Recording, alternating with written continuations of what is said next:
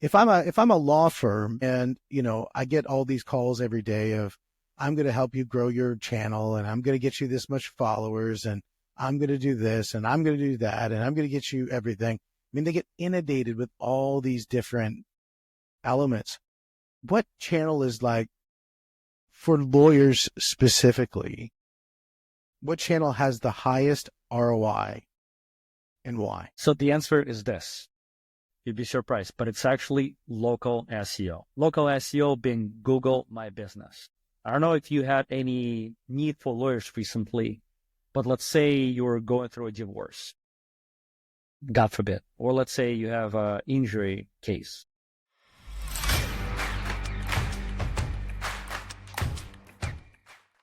It still hasn't even snowed really here in Canada. So part of me of going down and visiting you in Hollywood feels like I really kind of want to, but I'm looking outside and I don't see any snow. So the motivation's gone down a little bit. And, but still the idea of coming and hanging out, that's such a beautiful spot. I mean, you moved from Chicago. How long have you been in Hollywood for? Year now, 16 months to be precise. And do you miss Chicago at all? I do and I don't. I go to Chicago every month and a half to see my team because my headquarters is still set up in Chicago. But every time I come there, I feel like it's my home. I feel like I never left. But then I come back to Hollywood and I feel like this is my home now and I feel like I never left. You get the best of both worlds. I mean, they both have they have somewhat similar vibes with just a different color on the outside almost. It's like different packaging, but same interior. It's got that sort of vibrant, I think the food scene in Chicago is fantastic. And I think the food scene's fantastic. Business is amazing up in Chicago. So is in Miami. It just got that little bit more sun. The vibe is completely different. Let me tell you that. In Chicago, everyone is very zoned out, like very focused on work and achieving specific results. In Florida, everyone is so confident. They're walking like they got it all figured out. I don't know how, but everyone's like on chill here in Florida. So that's beautiful. That's what beautiful. I like about Florida. Well, today we're not going to talk about chill. We're not going to talk about the beaches. We're going to talk about how people can set themselves up for the best 2025 that they can possibly have. And so we've got Ivan Vilskovsky here. And Ivan, we are going to go through and figure out how to make, number one, the best marketing plan on the planet. And number two, to make sure it's actually going to be feasible and actually going to work. And then actually put some of these things into play here. So thank you very much for joining us on the show, Buck. Thank you, Steve. Very glad to be here. So I want to, first of all, talk about, everybody talks about the idea of, setting up a marketing plan. And I want to be very specific because I know for you, you really zone in on a couple different verticals, and one specific that you zone in on are lawyers. And so if you are a lawyer and you are looking at starting off 2025 in the best way possible, this is the podcast for you. Because most lawyers, they start their law firm, they go out there and they've got, they get their desk, they maybe get their admin, and they've bought themselves a job for the next 40 years. And then they get to that point, they're like, I got to grow this thing, but they just don't know how. And it's because they haven't figured out what we're about to talk about, which is an excellent, killer, bulletproof marketing. You're right on that, Steve. Most of the lawyers are solos, and solos tend to have a job. They don't have a business. They don't think in that sense, right? And when you ask most lawyers, what's your main challenge? It's the business growth. How do I grow so that I can focus more on the business as opposed to going to courts and dealing with cases and dealing with actual clients?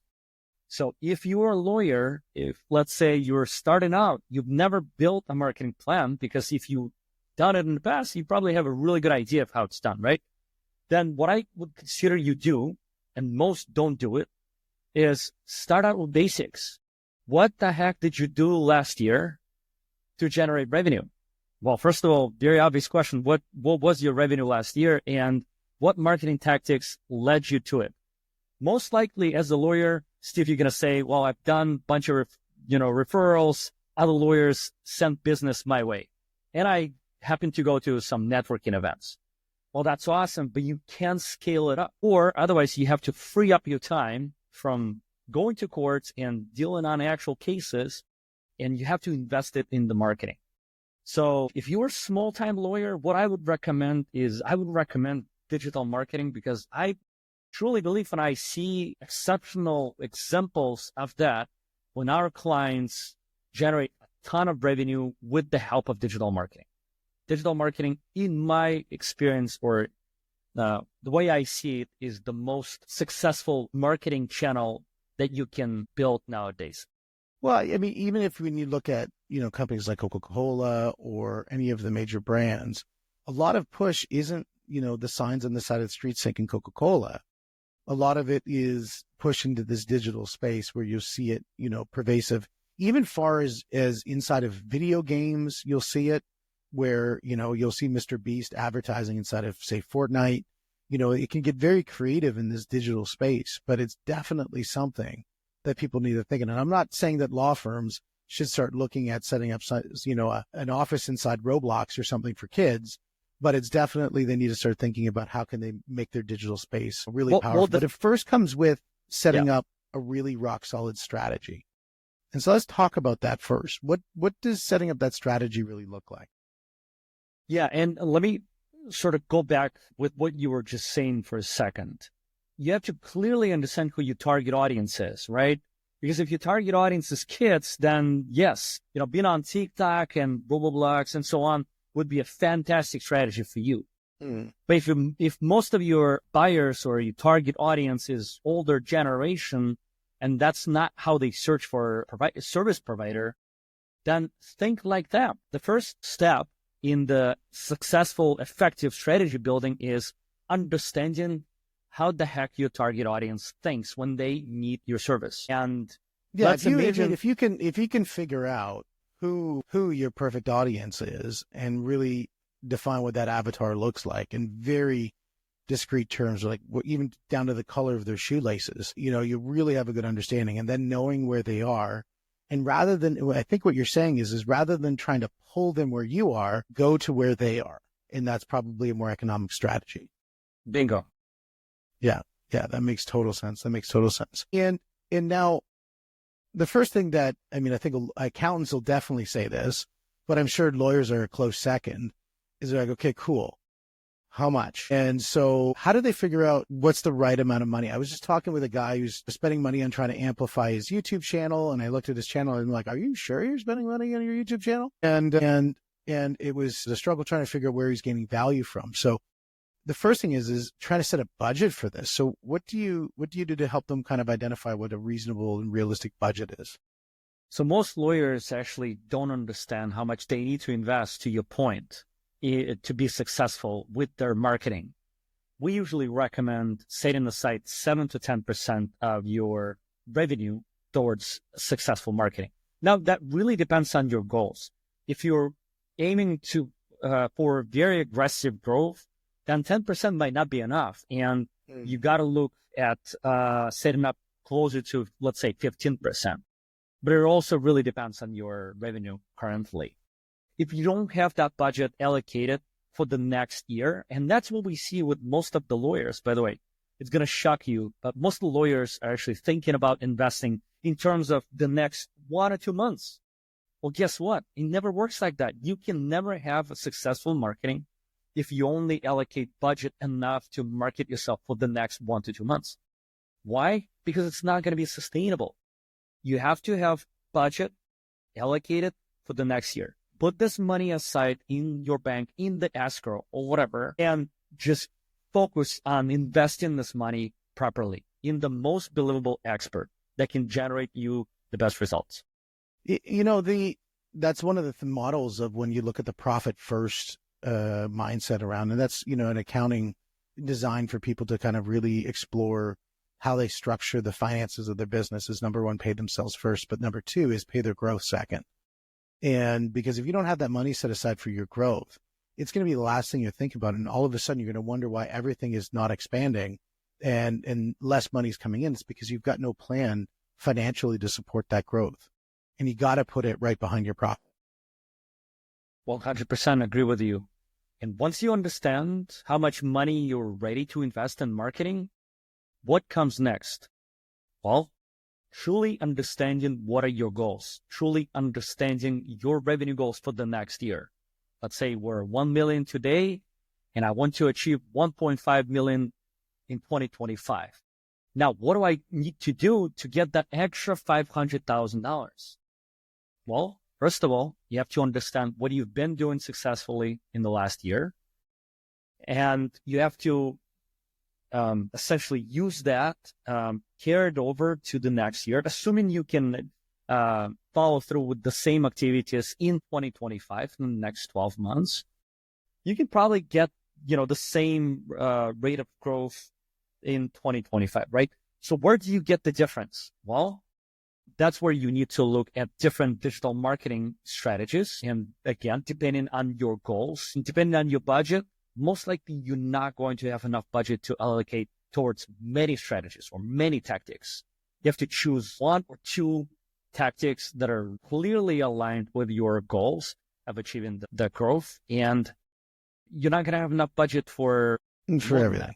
Yeah. And I think if you make the one thing, I think that's Jay Papasan who wrote that book, and it's a wonderful thing. You got to put what's important. Now, if I'm a law firm and, I get all these calls every day of, I'm going to help you grow your channel, and I'm going to get you this much followers, and I'm going to do this, and I'm going to do that, and I'm going to get you everything. I mean, they get inundated with all these different elements. What channel is like, for lawyers specifically, what channel has the highest ROI and why? So the answer is this. You'd be surprised, but it's actually local SEO. Local SEO being Google My Business.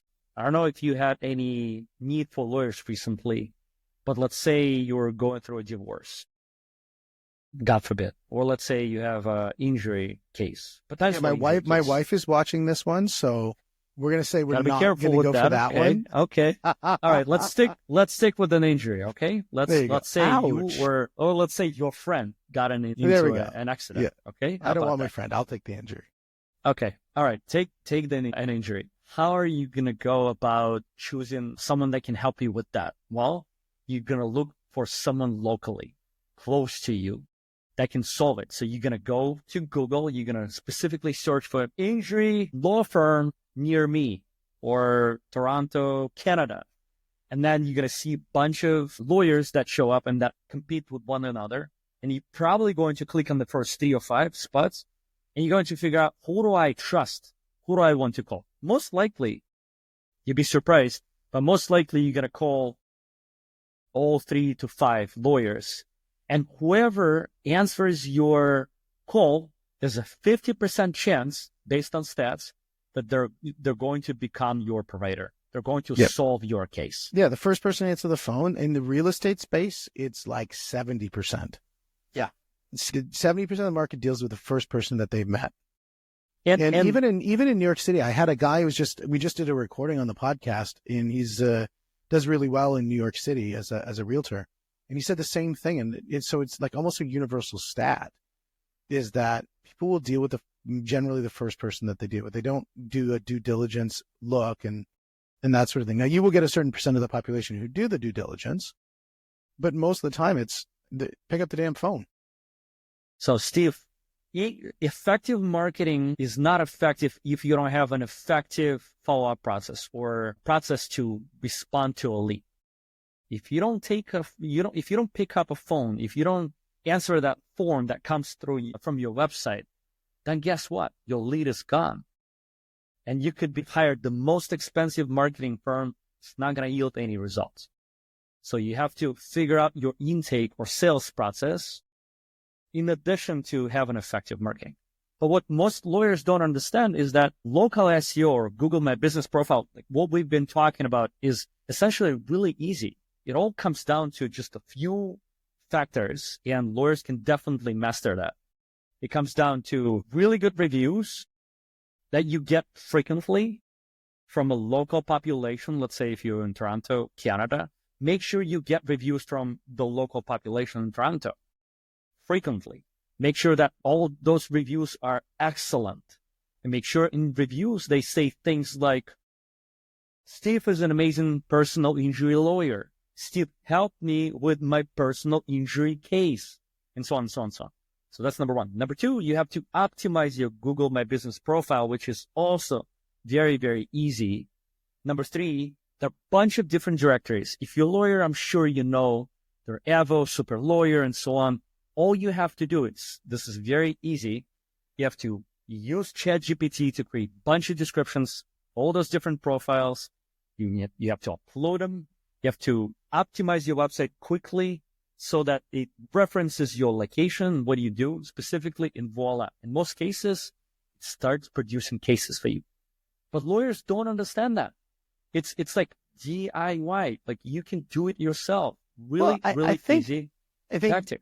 It's like asking a boxer to understand jujitsu. And, a damn good boxer is so good at slipping. They're so good at reading the sight lines of stance and that sort of element of movement. But get them into a grappling match and they're going to do terrible because they just don't know the mechanics of it. And even they probably don't even want to know the mechanics of it. And that's the idea of why it's important to work with somebody who does. Now, I know, and I'm a huge fan. I believe, Google's even doubled down on the local business persona to really, really support local businesses and giving they're giving them a platform. But I know sometimes people want to dump a little kerosene on an already burning fire, and that comes into the idea of paid advertising. And so talk to me about, when do you feel is the right time to start thinking about paid advertising? Yes, as a lawyer, you have to have a significant budget to allocate to pay-per-click or PPC advertising. Rule of thumb is, if you don't have $3,000 to $4,000 per month to invest in paid ads, just in paid ads, don't do it. Reason being, paid ads are extremely competitive, extremely difficult to navigate around, and you're going to spend a fortune on a really good PPC campaign. I'm not saying you shouldn't do it, but just know that your budget alone has to start with $3,000 to $4,000 at the minimum, and it has to probably expand. Now, if you're in large metropolitans like New York, for instance, or Miami or Chicago, $4,000 is not going to do anything. The starting price there is going to be $10,000 per month. So when you figure out what your total budget is, let's say, we mentioned previously, 7 to 10% should be allocated towards the marketing budget. Let's say if you're a $1 million in revenue law firm and you're ready to invest 10% of your revenue into growth, that's $100,000 right there. Local SEO and hiring an agency or a believable expert to do it would probably cost you anywhere from $2,500 to probably $4,000 to do local SEO and more of a nationwide SEO as well to cover both grounds, right? So that's roughly 50 grand right there. So that leaves you with 50,000 in addition to do all the rest of marketing. Now, what else do you need to do? Well, you gotta make sure you invest in really good video testimonials.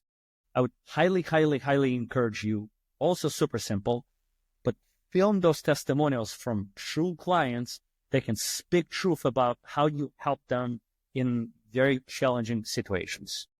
Yep.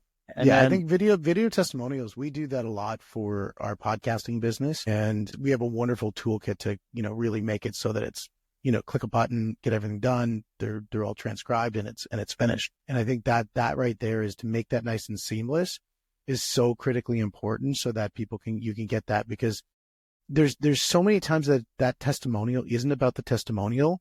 It's about them thinking about their friend and saying, you know what? I need to refer Bob here because, man, I just had such a great time. I'm doing this damn testimonial, and why isn't Bob doing one too? I need to get Bob over here. That's right. Steve, you want me to share one secret sauce that I think would be really important for lawyers to know?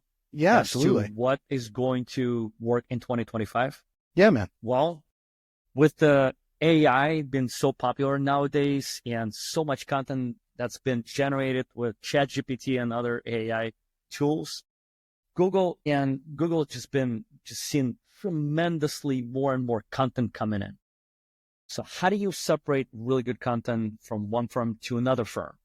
Well, it all comes down to a factor called EEAT. I don't know if you're familiar with this term, but it basically... Well, I haven't had dinner yet, so I'm not sure if it has anything to do with that, but we'll go with it's probably not because the extra E. It's the experience, authority, trust, and I forgot what was the second E, what it stands for. But essentially, in order for Google to promote your website or your content versus someone else's content is your authority or your expertise. Google has to know that you are an expert, and Google has to see that Google can trust you specifically as opposed to other companies. How do you get that done? Well, podcasts is really phenomenal way to get it done. Sharing your thought leadership on places like podcasts or writing articles on places like Medium or other third-party websites is also an amazing way to share your expertise. And then what's going to happen is Google is going to connect the dots. Steve is an expert because he does so many podcasts. He talks about, personal injury, specifically in Toronto, Medium, and many other places. Me as Google, I think I can trust Steve, so I'll promote his website over other websites. Yeah. Yeah, I think content is simple yet powerful. Content is so king, and this is why we have that fundamental belief that it's awesome and we so appreciate having guests on our show. We definitely believe that having your own show is one of the most fundamental things to be able to become that authority, to gain that, to eat up the algorithm with that experience, authority, and trust. And I think that having that podcast really allows you to do that because you actually have that sitting in your domain, giving you massive value. I agree 100% on There's on one owning problem the with content. that. And the problem is lawyers typically do not have time. They're busy going around, true. going to courts. So if only there was a solution. If only there was a solution that would allow you to create content en masse on your specific demographic with 100% leverage. I don't know. I think I've heard about one of these before. Yeah, I definitely think there's a way to do that. Yeah. And especially lawyers, because they can put it out and still keep their, working on other things and not have to do the job. There goes a second episode that we should probably record. Where that is a second episode to definitely just specifically talk about. I think what would be great is to make a use case and document it and then kind of present it. I think that would be a great. That's an interesting idea. Yeah, and then just kind of say, here's a use case and what happened. How did the results go? Did it create any impact at all? That's a really interesting idea. And we have all the tools to measure it. So we do. Yeah, exactly. Which is amazing. That's beautiful. Now, I know there's other ways. Like, I know we've talked a little bit about local SEO. We've talked about PPC. We've talked about podcasting. I think the last one that we really should look at would be, I know you talk a lot about email marketing, especially when you're talking about retaining clients. What's your thoughts around email marketing and how does that play? Really depends on what kind of law you're in. If you're a personal injury lawyer, most likely once you solve someone's case, no one wants to hear from you. But if you're a corporate lawyer, then absolutely. As a corporate lawyer, you should definitely use email marketing as one of the tactics for sharing your thought leadership. And it's the same content, right? You can just repurpose it and send it. First of all, you can upload it to your LinkedIn, right? You can send it via email. You can use it on your podcast. You can place it on your website. I mean, there's just power to having this thought leadership content that can be distributed to different places. Yeah. No, I think it's so important. I think if you can make one long form element and then split that off into slice and dice for every different platform, every different medium that's out there, you really gain scale on your time. I had a conversation once with a lady where we were talking about the fiat nature of currencies, and we talked about the fiat nature of the currency of the dollar. I mean, obviously we all know about inflation and how it eats away at it. And how we can create leverage with the dollar. There's many different ways of doing that. But time is one of those things that also is fiat, because you can definitely create leverage with time. And you do that either through employing people or you do that through implementing systems and models that you can do things at scale. And this sounds like when we look at each of those, that looks like you're really creating really good leverage to buy time back And I think that's really important, especially if you're looking at scaling, because you need that time to do those bigger, more important things as a lawyer. Now you just need to have a resource that can help you with You all the work. do. Yeah, absolutely. I mean, and that's the thing is there's a lot of people have a hard time spending money. And I think when they look at spending money, they're looking at it wrong because they're saying spend it. And to me, spending money is like buying a chocolate bar, but even still buying a chocolate bar, I would consider as investing. I had a lady in my podcast who said that because she says you're investing in your fleeting happiness. Yeah. Maybe you should find something different to invest in, but you definitely are investing in your fleeting happiness and the 200 burpees you're going to have to do to burn off the chocolate bar. But the idea is you're investing. And when you're looking for leverage in anything, you're going to have to invest. When you look at marketing is senior to sales. I did a whole speech around this at an event just a little while ago where we talked a lot about marketing being senior to sales because it creates so much more breadth of around the currency of attention than just doing that knocking on each doors. Knocking on doors work, but marketing when you go with a larger breadth works so much better. Great. Nothing to add there. Now, it's great to do all of this work, but the number one thing is, so what? Okay, I'm going to go out. I'm going to go get my PPCs and my UADs and my BBBs, whatevers, and, whatever it is, all the different things that I have out there. And I'm going to get all of these acronyms, and then I'm going to go, okay, well, how do I measure the success? How do I get my ROI out of this? Most importantly, definitely have to, you as a lawyer, probably not going to be able to measure the ROI because that's going to be a little too difficult for you. You've never done this. This is math that's going to require a completely different skill set. So recommendation is seek that believable expert that's done that. That can but I'm clearly... sure there's probably like one or two things that they can look at of just like simple calculations that they could do today. Yeah, absolutely. Well, first of all, clearly understand. And by the way, most lawyers don't know that too. What is your average case value? Everyone is going to talk about, well, I have this type of cases and this type of cases. I can't really calculate it. Still, try to come up with an average value. 2, what's your closing rate? How many of leads that you receive on, let's say, a monthly basis do you close into your customers? That's very, very important. Let's say it could be anywhere from 10 to 50%. By the way, it will be different for different marketing tactics. For referrals, it will be a lot higher because you come highly recommended. For paid search or SEO, any other marketing, inbound marketing tactics where someone is searching for you, but they don't know you, it's probably going to be somewhere around 10 to 20%. 20% is a really good conversion rate. 10% is acceptable. Anything below 10%? From cold lead to close in any industry, 20% is unbelievable. Yep. Yeah. Like I would say if you're budgeting from cold lead to close, you're probably 4%. Yep. And then what's your thoughts on that? When you say cold leads, you're probably referring to leads that you're reaching out to. These are ones where you have a form filled out that comes from some internet lead somewhere. So we consider them as warm leads because they have very specific need. They're looking for a provider. That's why they filled out a form. Now, there's a lead and there's a marketing qualified lead. The difference is lead is anyone that submitted a form or called you and left some sort of information with you. Marketing qualified lead is taking it further. You qualify that there's in fact an intent to hire someone. They align with what you do and you can actually help them. So now the conversion rate from a marketing qualified lead to a client, 10% is acceptable in what we see. 20% is really, really good. Anything below 10% is bad. Yeah, so I think the way that I would interpret that is what we would do is we'd say targets are people we'd love to do business with, but we've never really spoken to. A lead is somebody who shows some level of interest, something above 0. It could be 1%, it could be 99%. And then once you've identified where it sits on that level of interest, it moves in either to an opportunity or it stays as a lead because it's not enough, or it goes to a long-term lead because it's manana. And it's an opportunity. They're in an identified buying cycle.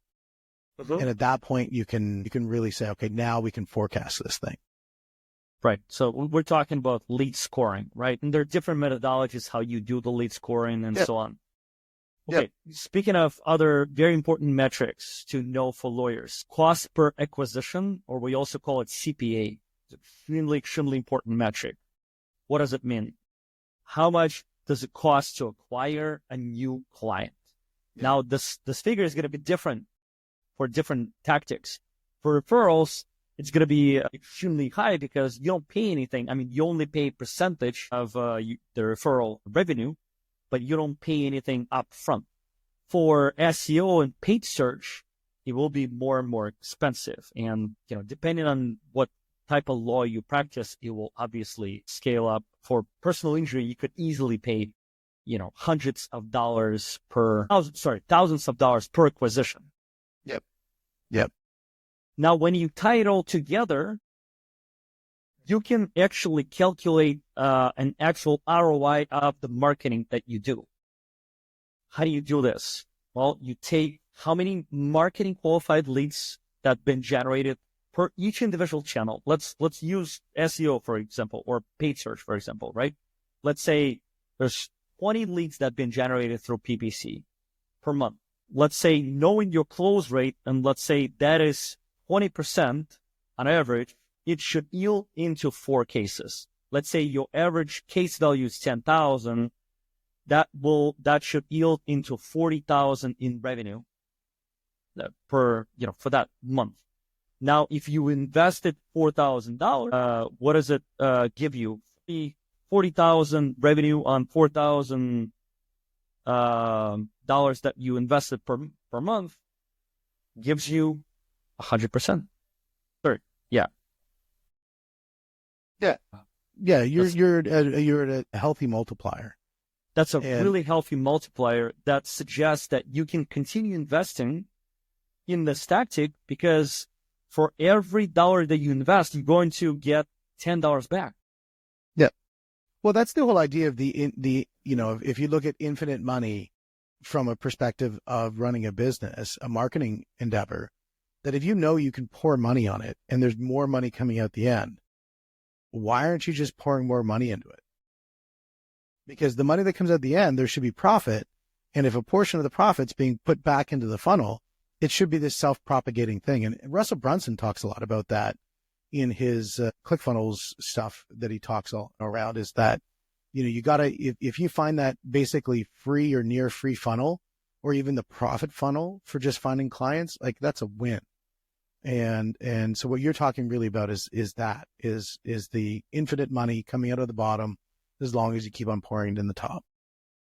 As long as the revenue that's produced can cover all the expenses, including the marketing expenses, then that marketing channel truly becomes free of charge fee. It's profitable. So that's where it's funny, because a lot of people, the first thing they do if they have a sales problem is they do discounts. And what they're doing is they're saying, okay, I just don't want to spend money on marketing. And instead, if they would have spent money on marketing, they wouldn't have to discount, because they had more leads in the funnel, more people to talk to. There's a more scarcity of opportunity to do business with them. So people generally feel like, ooh, I got to go out and get that. It's the last one on the shelf. And then it works so much better in that such situation, because they got just more stuff going on. And I think that is a busy legal office with lots of people calling them is way better than one where they stare at the phone and watch the cobwebs grow. % agree. Yeah, man. Now, if somebody said they've got the idea around, okay, so what we're going to do is we're going to do a marketing plan. We got some general ideas of the CPA and, ROI and some of these nice little acronyms, but they still need a little bit more help. They need a comrade to help them. Who can we call to be able to do that? How do we find you?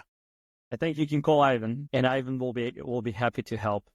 By the way, when you call me, first thing I'll do is I'll do a very thorough discovery process to identify if I can actually help you or not. I'm not going to waste your time. I'm not going to waste your money. Because if it's clear that I'm not in a position to help you grow, whether your budget is just not an option for us, maybe it doesn't align with what we do really well, or maybe you're in the not as populated area where there's just not enough search. And whatever we're going to do with the SEO and PPC is just not going to generate that ROI, marketing ROI.